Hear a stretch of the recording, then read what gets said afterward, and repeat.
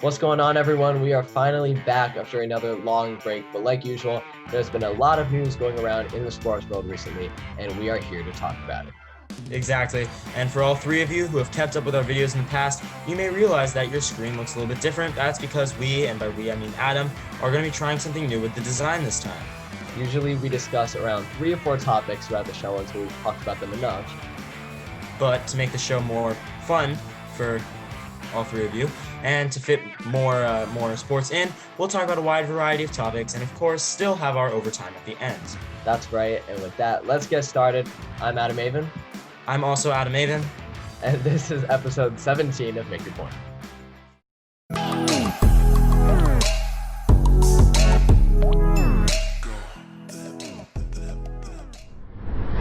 With the NBA season right around the corner, NBA free agency was going crazy. So which team in the NBA made the best offseason additions? I'd say that the best offseason additions would be, of course, not including the draft. We'll talk about that. Would be Steven Adams to the Pelicans, and I honestly think that Boogie Cousins to the Rockets is actually pretty good. He's obviously been plagued with injury, but if we remember, he actually has a lot of talent, and just like Derrick Rose was kind of plagued by injury, I think that he can be great for them. And not an addition, but a retention by the Heat with Bam Adebayo. I think that's huge. I think that he brings so much to the Miami Heat, and keeping him around for the next 5 years is definitely good for the Heat's future. What about you? All good points, Zach. But the team that made the best offseason moves was clearly the reigning NBA champions, Los Angeles Lakers. Not only did they trade for a star point guard in Dennis Schroeder, but they added a former Defensive Player of the Year in Marcus Hall, a deep threat Wesley Matthews, plus current Sixth Man of the Year Montrezl Harrell, who they stole right from the Clippers. Right. And honestly, this might be a hot take, but this might be the most well-rounded team that LeBron has ever had. And Rob Pelinka, the general manager for the Lakers, deserves major props for that. Right, I will say, then that doesn't. Mark Gasol is, I think a little bit of an underrated player, and I think that what he will bring to this team, and of course what Montrezl Harrell will bring to this team, is really big. And it's hard to imagine that the team that just won with LeBron is now going to be even better going into the season. That's not something that I really like to think about. I'd rather pretend that it's not happening. But I'm definitely nervous for the rest of the Western Conference. Yeah, I mean, you look at the Heat teams that LeBron was on back in the day, and all those players on that team were amazing role players. Mario Chalmers, Norris Cole, Mike Miller, all those guys that played along D Wade and Bosh and him, but like they're not all stars. Harrell, Gasol, Wesley Matthews, even Dennis Schroeder are all kind of all-star or around all-star type players. So I'm excited to see what the Ravens and Steelers game has been postponed for the third time in a week, as both teams are far past double-digit corona cases. Is a week 18 still in the works? A week 18 will definitely be needed, and even though it's not official right now, it is definitely a possibility. Like you said, the Ravens-Steelers game just keeps getting postponed, and they're saying it's not until Wednesday now. And the reason the game is so important is because it's a divisional matchup that can obviously affect the playoff rankings. So if they can end up playing this game on Wednesday, then that's great. But I wouldn't be surprised if it gets moved to week 18 because under the circumstances, I think it'd be appropriate to do so. Right, and I agree. And then we look at some of the players' reactions with Chase Claypool and Juju Smith-Schuster both tweeting about it. I personally disagree with their responses. I think it's a little bit immature to complain about it when we really know it is a necessity for the league.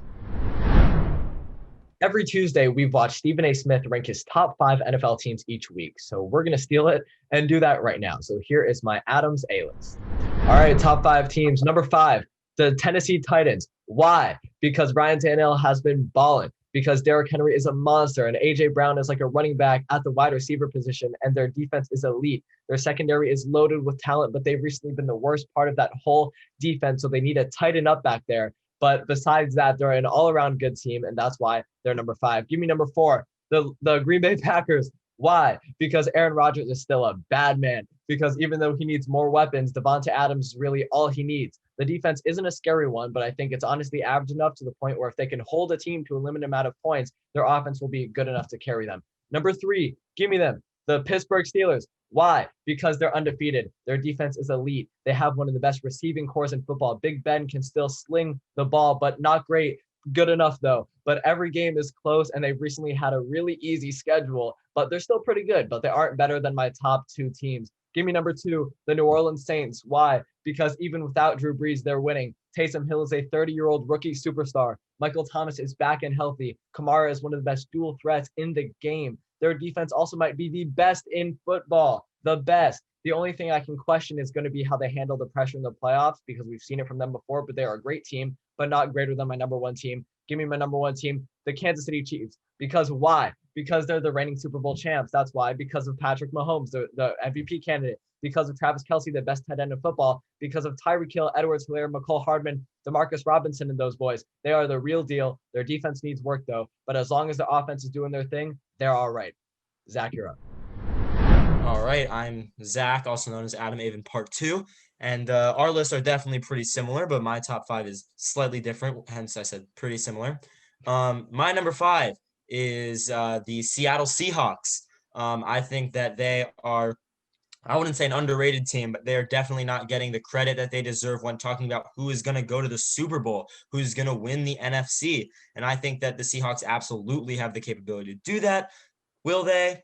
Maybe not, because obviously they're not the only NFC team on my top 5, but I do think that they have, obviously they have amazing coaching. They have Chris Carson, who's been doing great. Russell Wilson is having an MVP season, and I think that is enough to put them on the top 5.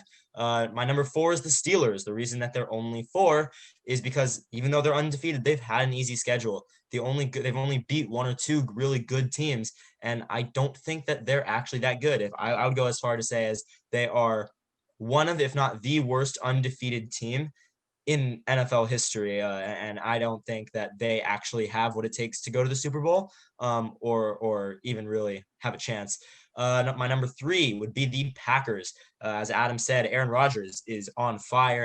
Aaron Rodgers has been doing great. Also, MVP caliber season.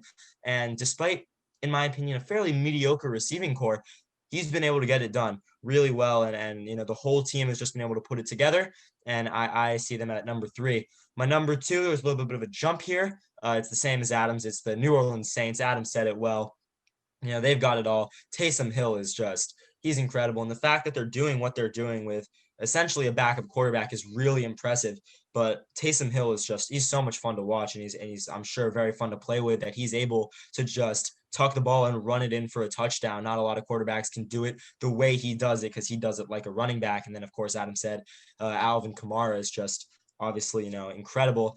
And then that brings me to my number 1. I don't think them being the reigning Super Bowl champs has anything to do with it, but they're just doing great. The Chiefs have not lost any steam from last year, for sure, and no team has been able to be a solid challenger for them. They're my pick to win it all this year. Patrick Mahomes obviously doing great again this year. My personal favorite for the MVP, and a lot of other people. I'm not very creative, but I definitely see them going all the way. They're my number 1 for sure. Yeah, Zach, the only thing I have with your list is the Seahawks are definitely a great team. Russell Wilson is an amazing quarterback, but what I've been seeing from their defense doesn't make me think that if they go up a team like Green Bay, or if they go up against a team like the Saints in the playoffs, even the Vikings who can put up points, I don't know if that Seahawks secondary and their defense will be able to sustain all that offensive firepower that those teams bring. And right. Hopefully Drew Brees is back for the Saints. But right now, if you're talking about the 5 best overall teams, the reason I put the Titans in there is because even though their offense slacks a little bit, they end up picking it up and they make games really close. And as good as Russell Wilson is, I'm not sure if that defense. I just hate Ryan Tannehill. That's it. Yeah. The NFC East is already just a complete joke, but there's still an opportunity for every team in the division to win the division and make the playoffs. So is it time for the Eagles to bench Carson Wentz? Of course they need to bench Carson Wentz. He stinks. I've been saying it for the past couple of years. He had a great couple first years, but after that, come on, after Nick Foles led them to the Super Bowl, I told every one of our friends, keep Nick Foles. They should have kept Foles because he's only good in an Eagles jersey, and we've been seeing that since. He can only play in an Eagles jersey, and he was awesome for them. But if you're looking towards the future right now, then you have to start Jalen Hurts, because you still have the opportunity to win the East. You honestly have nothing to lose right now, and in the current NFL as a dual threat quarterback, Jalen Hurts is pretty good, and I wouldn't be surprised if we saw from him what we saw at Oklahoma last year, where he was great with whatever the coach's name is, Lincoln, whatever. But he was pretty good last year after leaving Alabama. So I wouldn't be surprised if we see a little bit of that, and he gives the spark that the Eagles need. Right. I totally hear you. For me, it's just I don't see the Eagles having a chance at the playoffs while playing Carson Wentz. He's not doing it for them. So they may as well put Jalen Hurts in. They have him. Why would they sit him just to lose? So put him in for a real game situation, not just in practice, especially considering the teams that they'll be playing in their division. As we said earlier, the NBA offseason has been at a rapid pace as training camp is basically in 2 weeks, and rookies are settling in with their teams. Anthony Edwards went number 1 to the Timberwolves, James Wiseman went number 2 to the Warriors, and LaMelo Ball 3 to the Hornets. But this class was loaded with talent. So, Zach, who is the biggest steal in this year's NBA draft? All right, so I know that we agree on one, and so I'll start with that. Precious Achiuwa, forgive my pronunciation.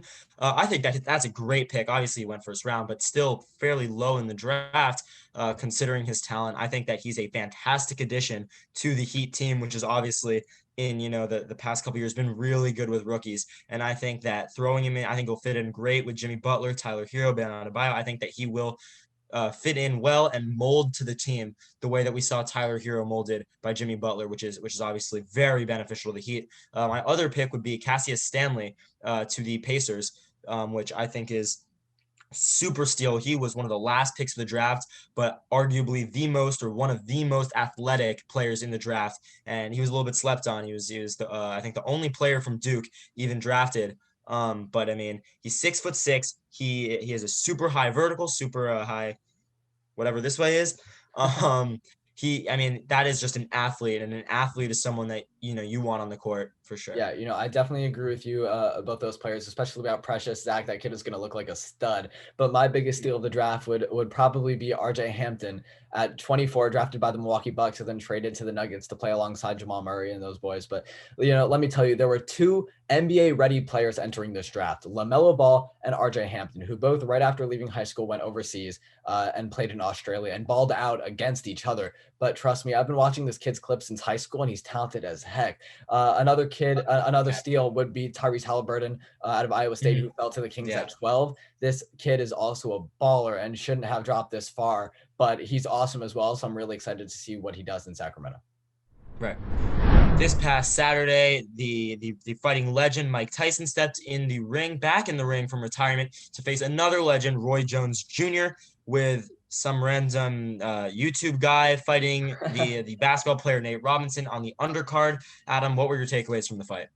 It was honestly a great night, and I got to go back and look at some of the highlights and stuff. And man, Jake Paul, you can clearly tell that he's been training a lot. And if you've seen any of his videos, the stuff that he's posting on social media and on YouTube, he's clearly training his ass off and has been for a couple of years now in the past fights that he's had. So, and I did make some bets on Jake Paul, picked him to win, not to brag or anything, and I won those bets. But he's 6'4" or whatever, 200 pounds. He's a lot bigger than Nate Robinson. And also, and you can point at Snoop Dogg, who said it commentating the fight, like, you can't play boxing. Nate Robinson has never stepped into a boxing ring before. He really technically didn't know what he was doing. And Jake Paul has kind of studied the sport for the past couple of years. And if anyone knows boxing, you know that it does take some strategy and technical skills, something that Mike Tyson has done since the very beginning, in which he studies and trains a lot. And seeing him and Roy Jones Jr., obviously a draw is kind of annoying, but I think that's the best you could expect right now. You could clearly see even after the fight, Roy Jones Jr. saying, his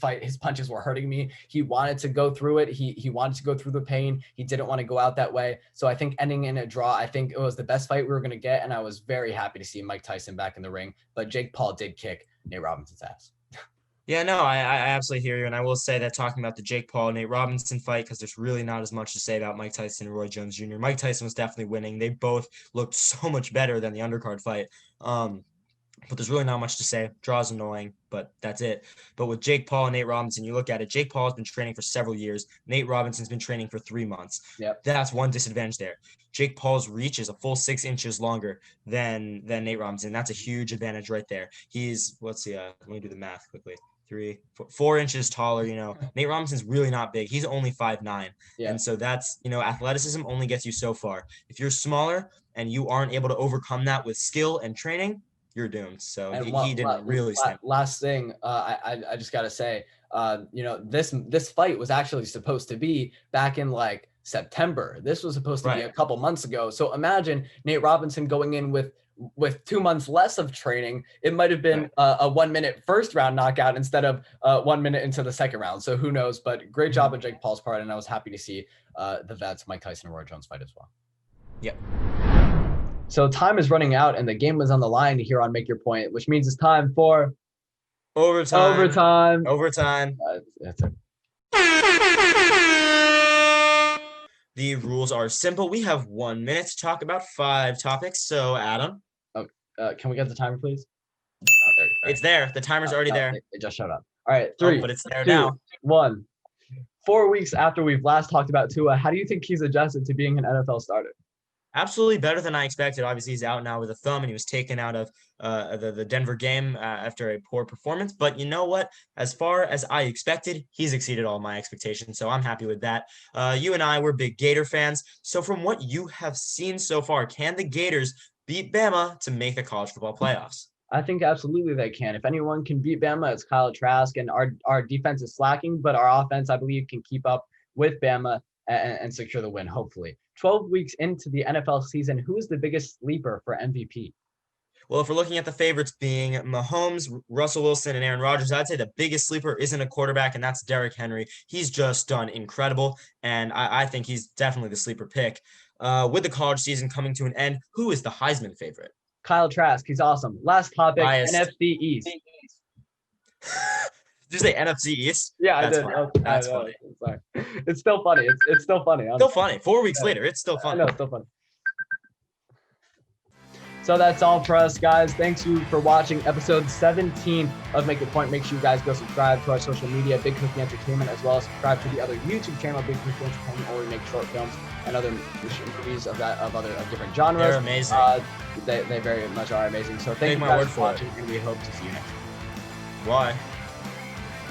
Apologies to our dear friend Shaquille O'Neal. Sorry we couldn't get you on the show this time, man, but we'll try next year. Thank you guys for watching. Make sure to like and subscribe. And remember,